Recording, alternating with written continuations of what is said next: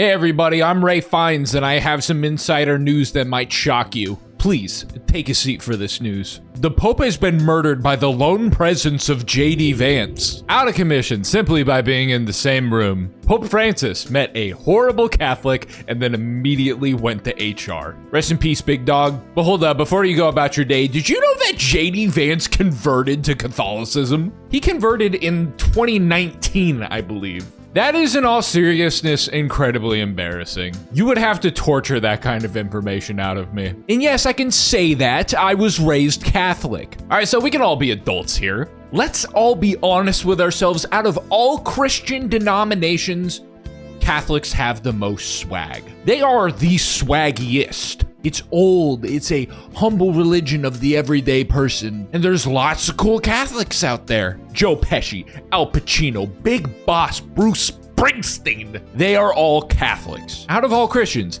they got the most sauce, arguably, I guess.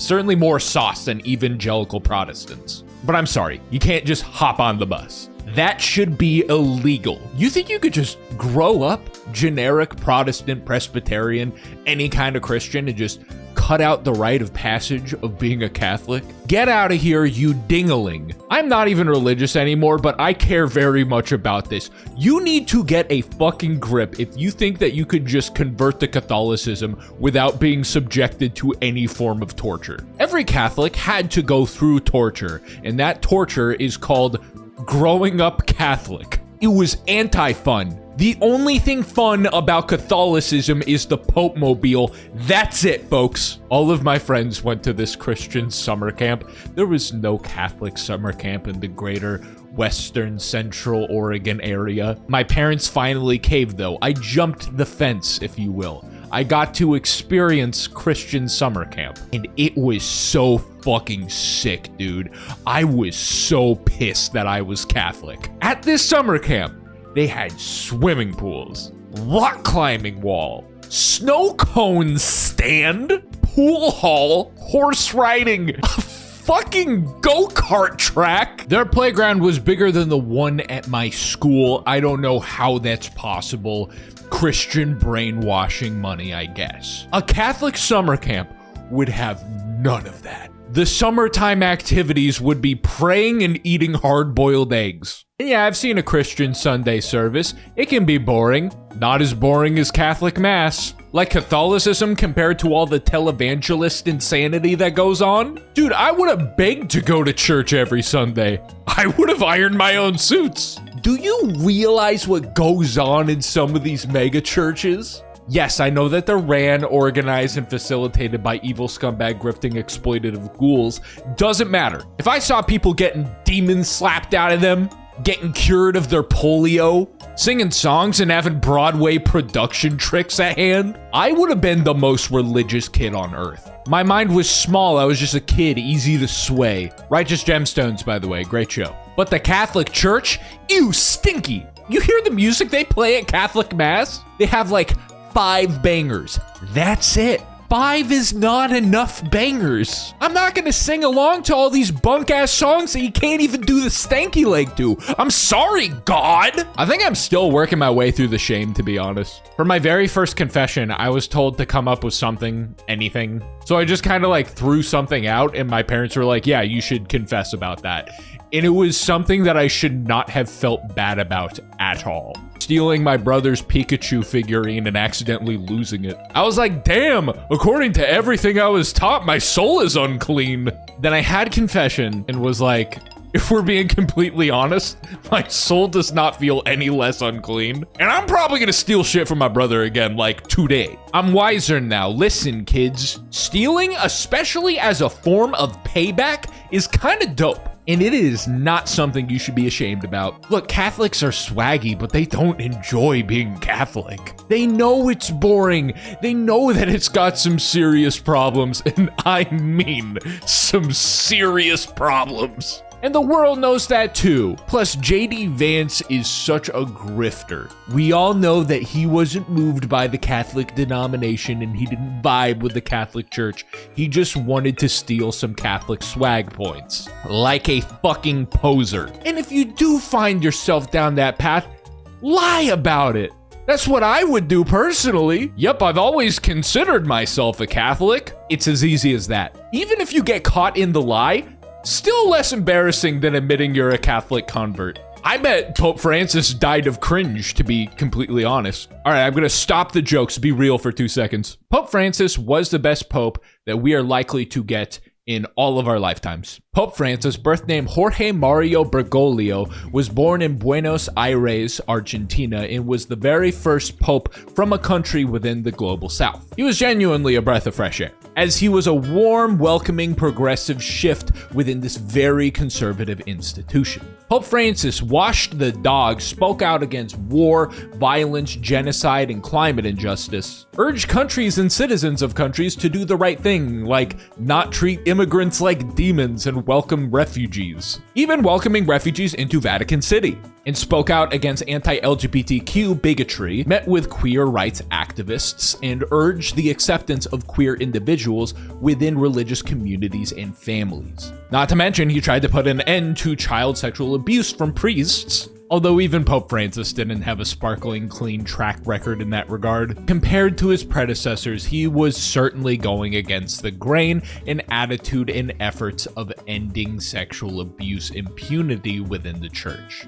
Also, in regards to world politics, he acted like a pope should. He didn't have blind allegiance and favoritism towards Western governments, which has resulted in many hissy fits from said Western governments. The most recent example of this is Pope Francis's staunch opposition to the genocide in Palestine, calling what is happening in Gaza terrorism, which of course got many Zionists very upset. I'm not praising the Catholic Church by any means, by the way. They have, quite the history of not being great. I'm like sort of praising Pope Francis, but I don't even want to go too far with that. He's the leader of the Catholic Church after all. Plus, on many stances, even the previously mentioned Israel-Palestine issue, it's complicated to say the least. The thing about the Catholic Church, despite what people may have tried to tell you, it is a very political organization. The reason why we saw this progressive shift within the Catholic Church is because it has become clear that within the modern world, the papacy usually reflects the state and trends of global politics, which at the time, mainly in the West, but generally across the board pretty much everywhere, was entering a time of progress on social issues. That is not the case anymore. To put it lightly, governments across the globe are trending towards conservatism. To put it bluntly, they're trending towards fascism. And let me tell you, very powerful conservative Catholics have been frothing at the mouth over the very idea of Pope Francis kicking the bucket, so they can have the opportunity to leap back on a lot of the progress made within the Catholic Church. Mark my words, the next pope will be very conservative in comparison to Pope Francis. The next pope will likely be a Zionist. The next pope will likely not address the problem of child sexual abuse within the Catholic Church to the admittedly flawed extent of Pope Francis. I can almost guarantee you we'll do a 180. No, a Tony Hawk 540 while grabbing the K and skate on attitude towards queer acceptance. It's just kind of the way how the world has worked. These conclaves don't really make decisions that blow against the wind of global politics and issues of justice. Now, there are some picks for the next pope that wouldn't be so bad, although all of them, except for one, would be a step back, all things considered. If we were currently still in that pink and rainbow capitalism, Obama core age of the 2010s, we would get this pope. It would be Luis Antonio Tagle. He is the most similar to Pope Francis. But I unfortunately think he doesn't have a fucking chance. I know, Pope Francis did appoint so many of the cardinals who will be in the conclave, although I unfortunately don't think that will matter too much. Best case scenario, they go for moderate. What's probably gonna happen is they are going to pick Peter Erdo. That is the direction that the tide is currently flowing. Anti-immigrant, anti-LGBTQ, traditionalist, loved by Western governments. That's just how things are smelling right now. I'd be shocked if this wasn't the case. Although I would love to be wrong. I would love to see Tagle become pope. In fact, I will comment on this video and say that I'm a stinky butt dumbhead if I am wrong. It is what it is. Rest in peace to probably the most progressive pope we're gonna see in our lifetimes. is what I would say if Pope Francis actually died. Get the fainting couch ready. Pope Francis has been resurrected. March 7th, 2025, Trisha Paytas announces her pregnancy. April 20th, 2025, Easter Day, a day of resurrection, Pope Francis dies.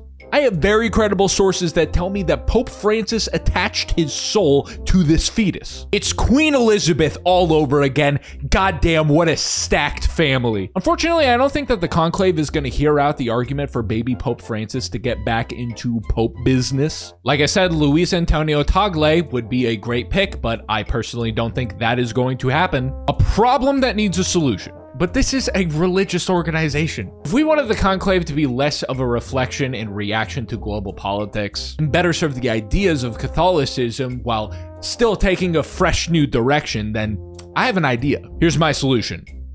Dog Pope. You know how cities just elect dogs to be the mayor? I genuinely think that would be an improvement. Oh, Karen, how could you possibly suggest that a dog continue the mission of St. Peter and act as the head of the Catholic Church by delivering the wisdom of God through spiritual leadership? How about you shut the fuck up and pet the dog, you fucking wiener? I'm also open to another animal, such as like a cat or a frog or something. Actually, you know what? The Catholic Church created an anime character called Luce, you know, to try to branch out and reach people through this incredibly popular art medium. Maybe the Catholic Church can just invest in some projectors and get Luce up there to do the Pope's work. You know, kind of like a Hatsune Miku concert. Actually, what if they just got Hatsune Miku? If Hatsune Miku becomes Pope, I and thousands, no tens of thousands, no hundreds of thousands, possibly more, ex-Catholics would go right back to church. Pick up right where they left off. If JD Vance said that he converted because of Hatsune Miku, I would have completely understood. That's not stealing Catholic swag, that's just recognizing what a good time looks like. Are you kidding me if every Sunday was a Miku concert? That's my proposition to fix things up in the Vatican City. Well, what can I say? The conclave, bunch of cowards. For real though, rest in peace, Pope Francis. I offer exclusive content, vlogs, and end of video shoutouts for all of my patrons. Check out the description in this video for how to get there. Show me my patrons. Have a wonderful day.